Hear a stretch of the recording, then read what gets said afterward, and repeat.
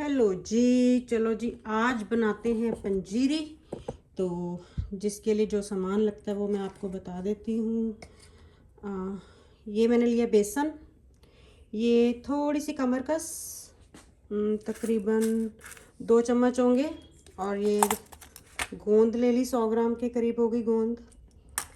और ये अलसी ले ली थोड़ी सी, बादाम, तिल, और ये 4 मगज़, और ये पंपकिन सीड्स हैं। और इसके साथ लिया है मैंने जी गेहूं का आटा। थोड़ी सी सौंफ डलेगी इसके अंदर, 2 टेबलस्पून के करीब। और ये सौंठ पाउडर है, और 2 चम्मच अजवाइन के, 2 चम्मच सौंठ पाउडर के। और मीठे के लिए ये देसी खांड ले ली मैंने। और घी अकॉर्डिंग टू कि कितना लगता है उस हिसाब से घी डलेगा। कम से कम घी में बनाने की कोशिश करते हैं कि ज़्यादा घी ना डले। तो चलो जी, फिर सबसे पहले ड्राई रोस्ट कर लेते हैं अलसी को।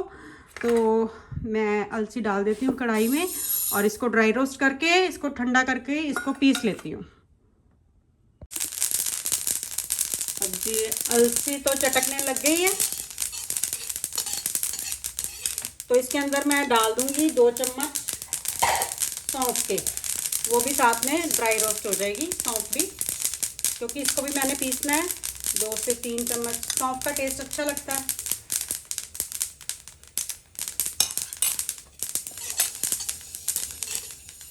इसको भी ड्राई रोस्ट इसके साथ ही हो जाएगी।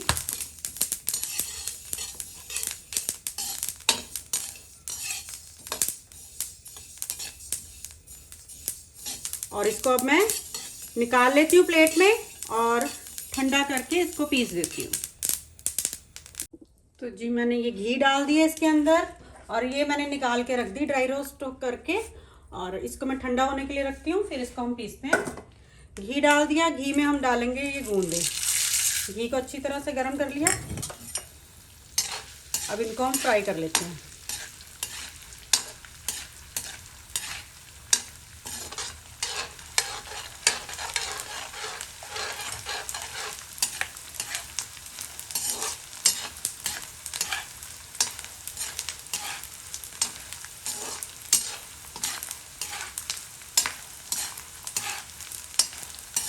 ये अच्छी तरह से फ्राई हो जाएंगी, तो इनको भी निकाल लूँगी मैं।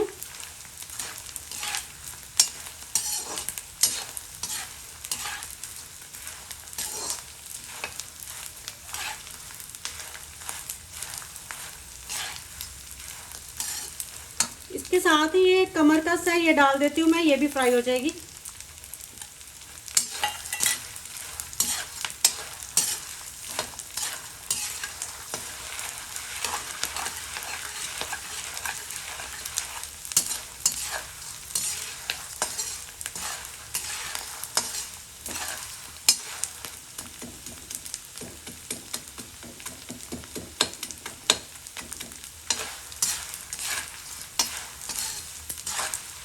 चलो जी, ये भी फ्राई हो गई। इनको भी मैं ये इसी थाल में निकाल देती हूँ, और इसके साथ ही मैं इनको पीस दूंगी मिक्सी में। तो जी मैंने ये इसी में ही सब कुछ निकाल दिया, और अब मैं आटा भून लेती हूँ। ये मैंने आटा डाल दिया इसी घी में।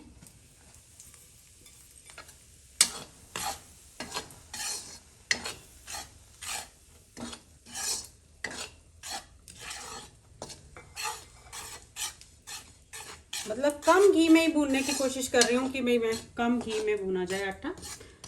और थोड़ा सा आटा हो जाएगा तो फिर उसके बाद मैं इसमें बेसन डाल दूंगी। जब तक आटे को 50% तक भूनती हूँ, थोड़ा सा घी इसमें और ऐड कर देती हूँ, भून जाए आटा।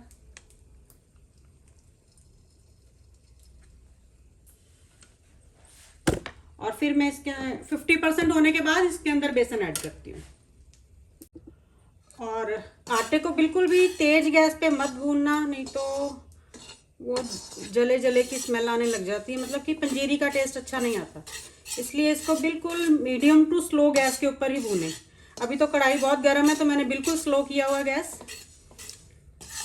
थोड़ी देर में मैं इसको मीडियम कर लूँगी, फिर इसको भूनेंगे मीडियम गैस के ऊपर। 50% तक भूनने के बाद बेसन डालती हूँ।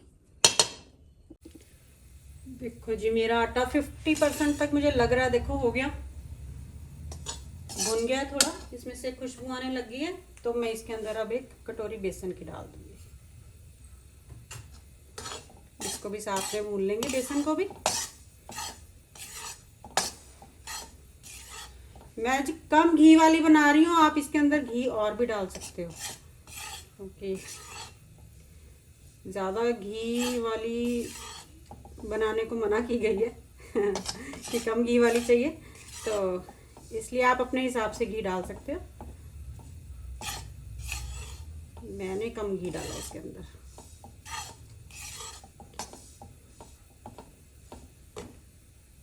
अब इसको भी भून लेती हूँ अच्छी तरह से, ब्राउन कर लेते हैं दोनों चीज़ों को। तो जी ये स्लो गैस के ऊपर भून रही है, और तब तक मैं इनको पीस लेती हूँ सारे सामान को, फिर मिक्स करते हैं जी जब तक ये भून रहा है। तो जी ये देखो मैंने सारा ये मटेरियल पीस लिया है, गोंद थी, कमरकस, अलसी और सौंफ। तो देखो काफ़ी लिक्विड ही हो गया, क्योंकि गोंद ने काफ़ी घी पी लिया था जब उसको भुना था, तो उसके अंदर काफ़ी घी था, और अलसी ने भी अपना घी रिलीज़, अपना ऑयल रिलीज़ कर दिया है। तो ये इस तरह से हो गया। तो अब इसके अंदर डालेंगे तो सब कुछ मिक्स हो जाएगा घी, इसलिए मैंने उसमें पहले घी कम डाला है। तो अब मैं वो आटा अभी भून रहा है मेरा बिल्कुल सिम गैस पे, तो इसको अच्छी तरह से भूनती हूँ। फिर इसके अंदर डालते हैं ड्राई फ्रूट।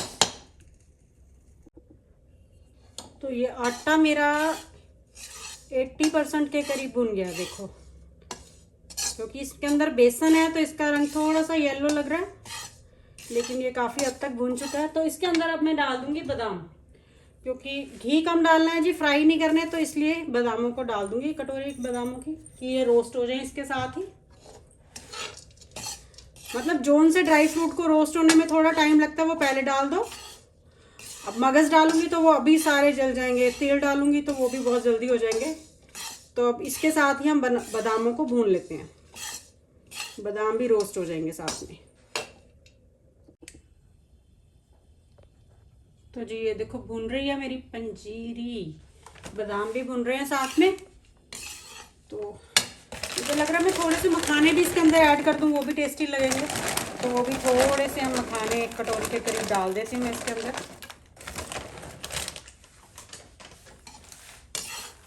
इनको भी साथ में भून लेते हैं।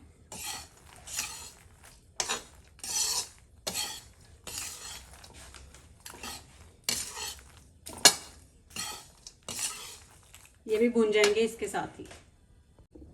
गैस मेरा बिल्कुल स्लो है, मैं बिल्कुल स्लो गैस पर ही बना रही हूँ, क्योंकि उससे टेस्ट का बहुत फ़र्क पड़ता है। अगर तेज़ गैस पे बना दोगे ना तो वो टेस्ट ही नहीं आता। बिल्कुल स्लो इसका जितना स्लो प्रोसेस होगा ना भुनने का, उतना ज़्यादा टेस्ट आएगा। तो बिल्कुल स्लो गैस पे भूनते जाओ जी।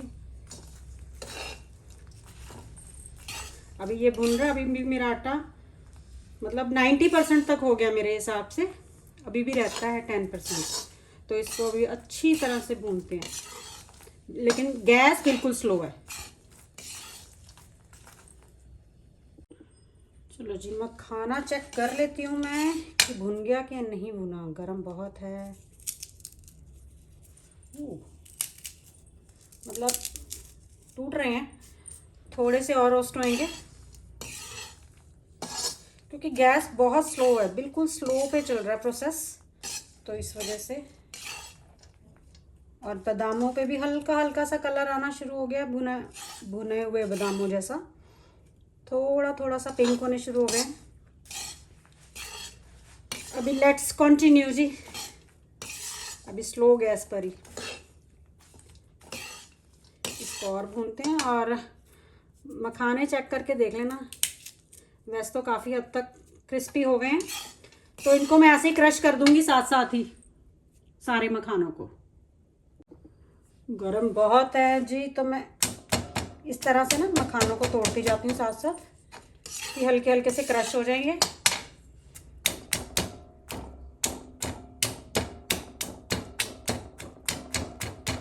और मिक्स कर दूंगी सारे में।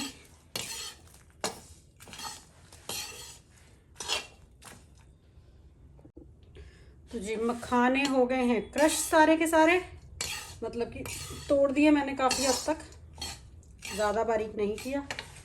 तो अब इसके अंदर मैं डाल देती हूँ ये पंपकिन के सीड्स, ये भी रोस्ट हो जाएंगे।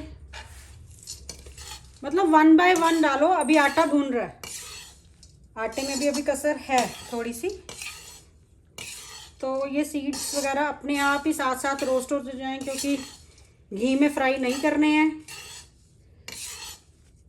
तो इसलिए ये ऐसे ही इसमें आटे में ही रोस्ट होते रहेंगे।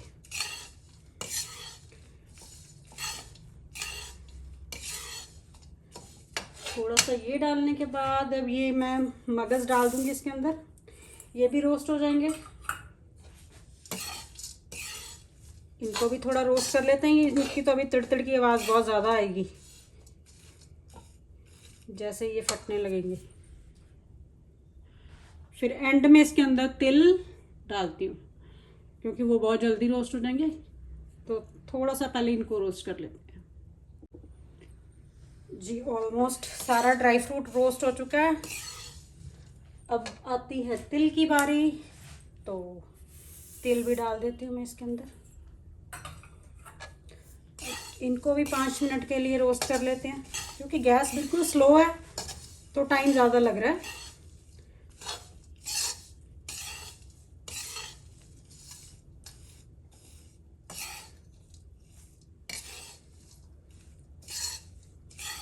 तो इसको भी मैं रोस्ट कर लेती हूँ जी अच्छी तरह से। फिर मिक्स करेंगे इसके अंदर हम ये अलसी वाला मिक्सचर। जी सारा ड्राई फ्रूट अच्छी तरह से भुन गया। अब इसके अंदर ये अलसी डाल देती हूँ मैं, और इसको कर लेते हैं मिक्स अच्छी तरह से। अलसी गूंद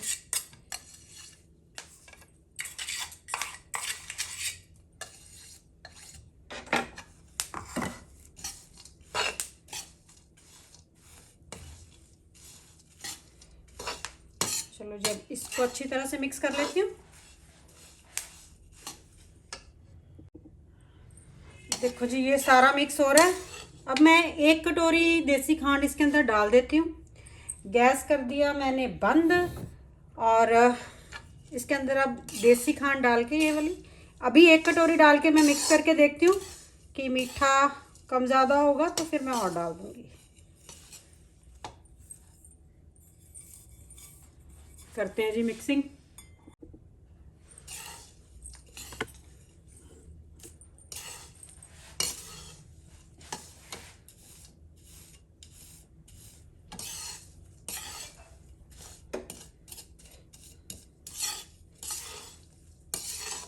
गैस बंद है मेरा, और हम अब इसको मिक्स कर रहे हैं सारी पंजीरी को।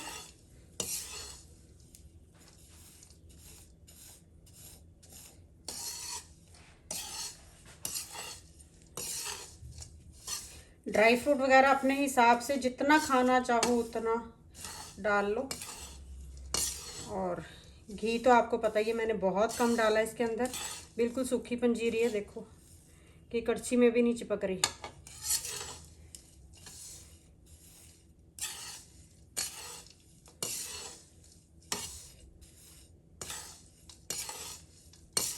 बस अब इसको अच्छी तरह से मिक्स करना है कि सब कुछ मिल जाए आपस में और मीठा इक्वल हो जाए। और खा कर देख लो, अगर मीठा कम लग रहा है तो और डाल दो।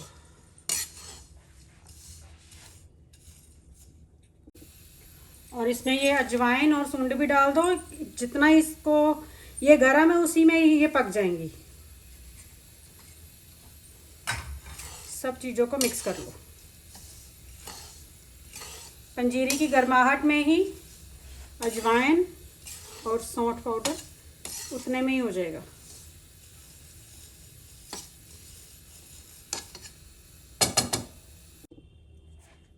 तो जी मैंने मीठा चेक किया तो मुझे थोड़ा सा कम लगा, क्योंकि ये देसी खांड है, ज़्यादा मीठी नहीं होती है, तो इसके अंदर मैं आधी कटोरी और डाल दूँगी।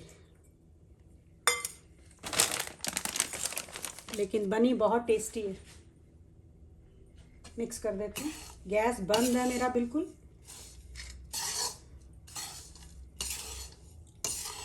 गुड़ भी डाल सकते हो आप, शक्कर भी डाल सकते हो, कुछ भी डाल लो जी मीठे के लिए, जो आपको खाना पसंद हो।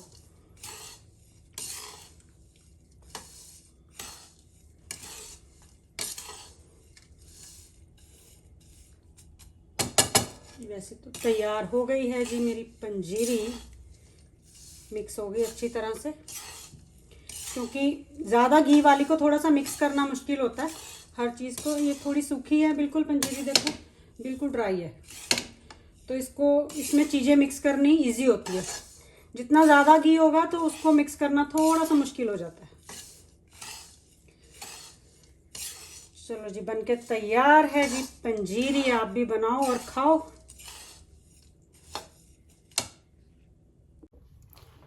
तो जी पंजीरी तो हो गई है तैयार बनके। तो अब टेस्ट करके दिखाती हूँ। गरम है लेकिन बहुत ज़्यादा।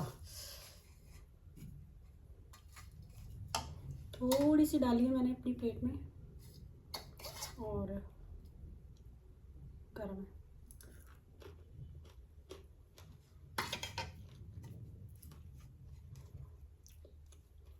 अच्छी बनी है जी, मेरे हिसाब से तो ओके है। घी बहुत कम है इसके अंदर। ज़रूर बनाकर खाकर देखना। मौसम है सर्दियों का, मतलब कोई भी खा सकता है, किसी भी एज का बंदा इसको खा सकता है, बच्चे बूढ़े सारे खाओ। टेस्टी है जी। शुक्रिया जी देखने के लिए। थैंक यू फॉर वॉचिंग मी। और पसंद आए तो लाइक भी ज़रूर कर देना, चैनल को सब्सक्राइब भी ज़रूर कर देना।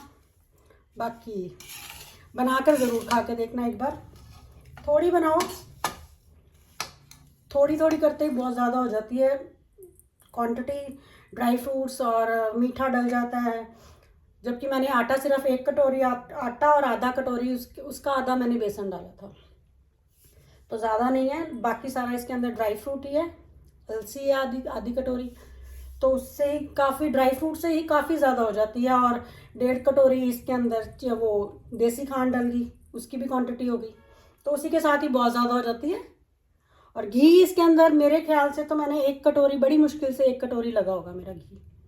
ज़्यादा घी मैंने नहीं डाला, मतलब 1 कटोरी छोटी वाली, बड़ी कटोरी नहीं, छोटी कटोरी ही घी डाला है इसके अंदर। घी नहीं है इसके अंदर ज़्यादा। Thank you for watching ji. Thank you so much.